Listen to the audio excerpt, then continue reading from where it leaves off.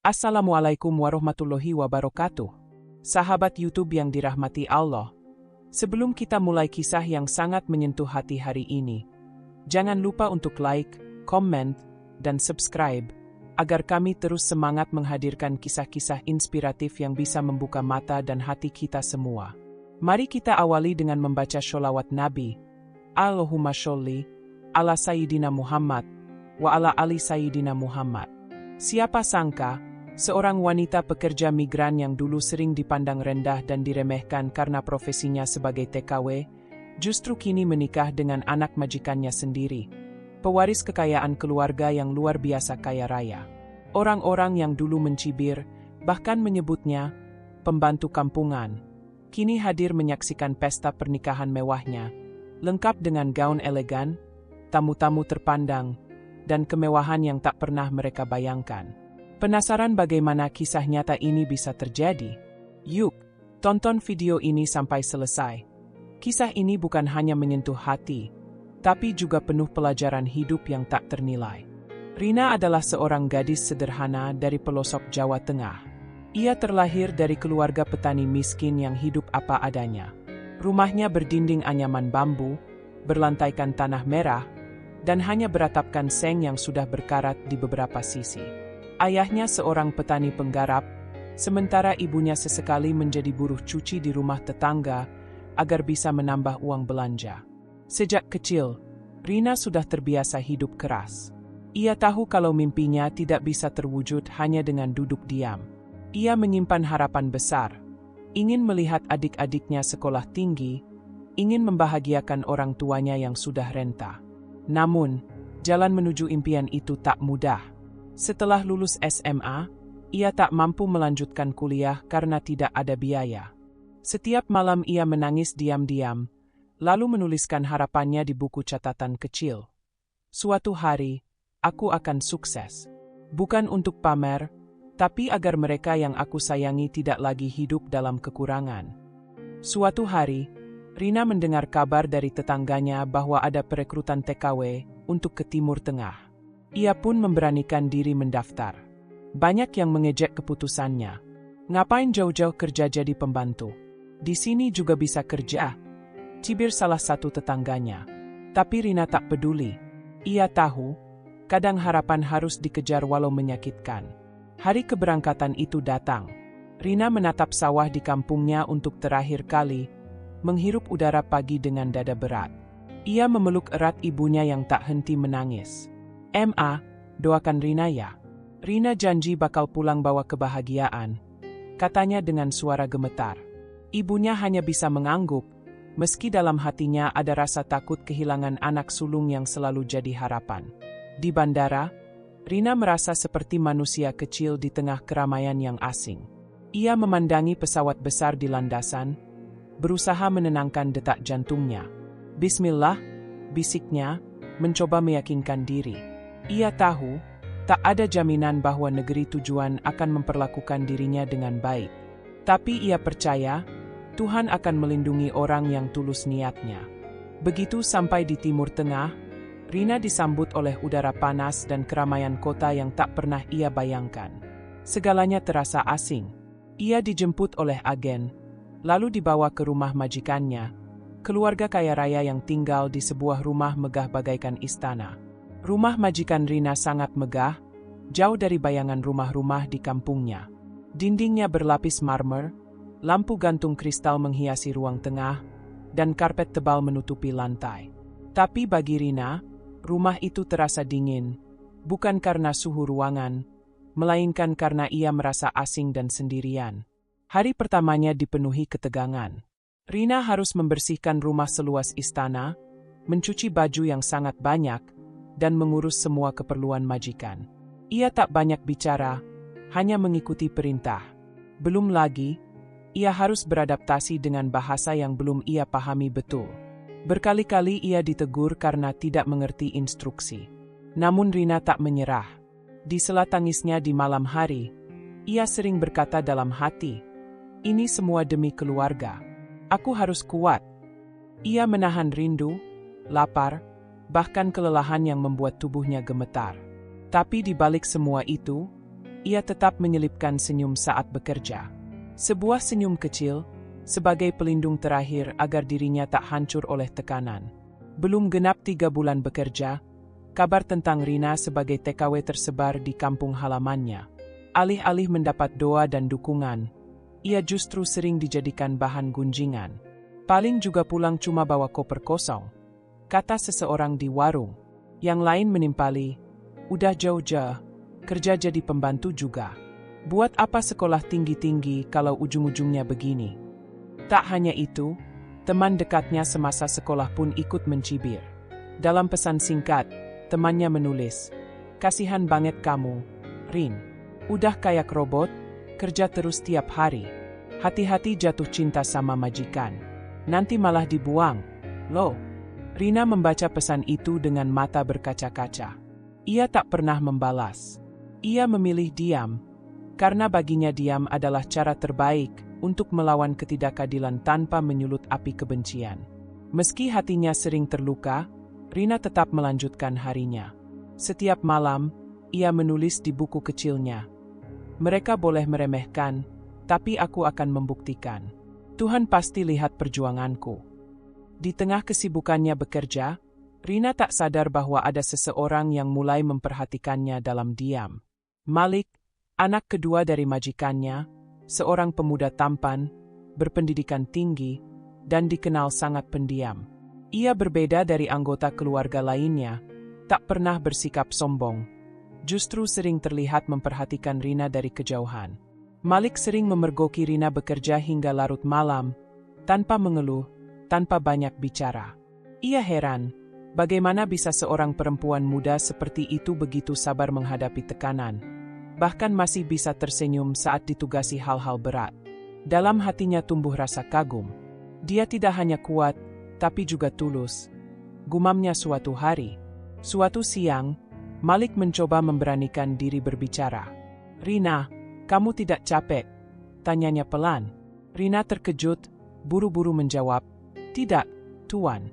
Saya baik-baik saja." Malik tersenyum tipis. "Jangan terlalu keras pada diri sendiri. Orang seperti kamu pantas dihargai."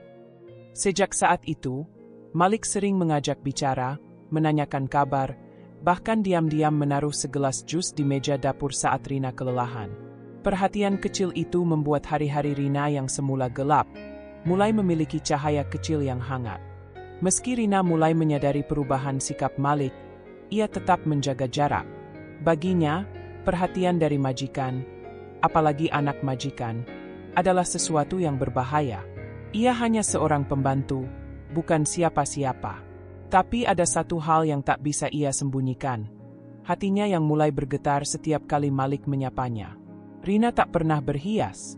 Rambutnya selalu digelung sederhana, bajunya pun biasa saja. Tapi justru kesederhanaan itu yang membuat Malik tak bisa berhenti memperhatikannya. Suatu hari, saat Rina tengah mengepel lantai, Malik bertanya pelan, "Kenapa kamu selalu tersenyum meski kelihatan capek?" Rina menjawab dengan mata sembab tapi tulus, "Karena saya percaya, senyum itu doa. Kalau saya ikhlas, insya Allah semua jadi ringan." Kalimat itu menghantam hati Malik. Ia terdiam, lalu beranjak pergi. Dalam pikirannya, Rina bukan hanya pekerja rumah tangga. Ia adalah wanita kuat yang tak pernah meminta dikasihani, tapi selalu memberi semangat, bahkan di saat dirinya sendiri hampir tak kuat. Waktu terus berjalan. Perhatian Malik kepada Rina tidak lagi bisa disembunyikan. Setiap anggota keluarga mulai menyadarinya, bahkan ibunya sempat bertanya, "Kenapa kamu lebih sering di dapur sekarang, Nak?" Malik hanya tersenyum tanpa menjawab. Akhirnya, pada suatu malam yang sunyi, Malik memberanikan diri bicara kepada orang tuanya. Dengan suara tegas, ia berkata, "Ayah, ibu saya ingin menikahi Rina." Seketika ruangan sunyi. Sang ayah menatap tajam, seolah tak percaya. "Kamu bercanda? Dia itu hanya pembantu di rumah ini." Malik menatap balik dengan tenang. "Tapi dia wanita paling tulus yang pernah saya temui. Saya sudah mantap." Ibunya memegang dadanya, seakan dunia runtuh. "Bagaimana mungkin kamu memilih wanita dari kampung? dibanding semua gadis kelas atas yang pernah kita perkenalkan. Malik berdiri, lalu menjawab, karena yang mereka punya hanya gelar dan status. Tapi Rina punya hati yang bersih, dan saya mencintainya. Berita tentang lamaran Malik kepada Rina menyebar secepat angin. Di kampung halaman Rina, warga tak percaya. "Ah, itu pasti gosip murahan," kata seorang ibu di warung. Tapi begitu foto Malik dan Rina bersama beredar di media sosial, satu persatu mulai bungkam.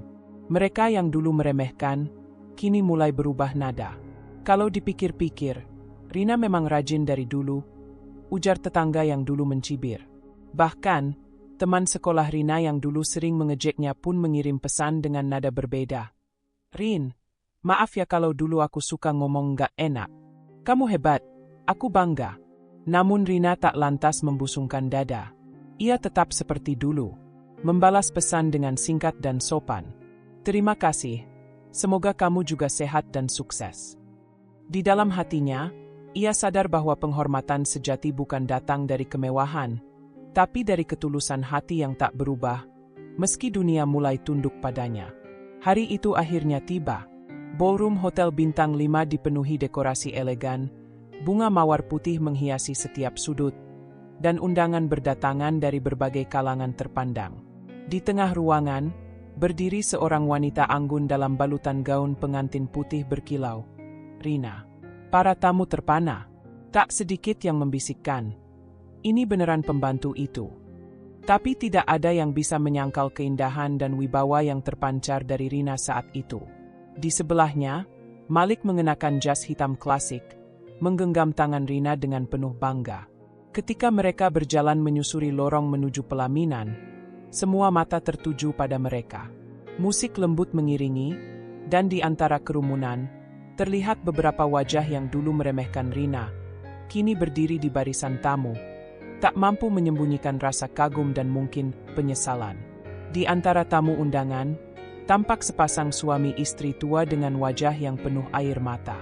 Itu adalah orang tua Rina. Sang ayah mengenakan jas pinjaman, sementara ibunya memakai kebaya sederhana yang dijahit sendiri jauh-jauh hari. Mereka tak menyangka bisa menghadiri pesta semewah ini, apalagi sebagai tamu kehormatan. Saat Rina menghampiri mereka, ibunya langsung memeluk erat. "Nak, maaf ya, Mama dulu nggak bisa kasih kamu apa-apa." Rina menangis di pelukan ibunya.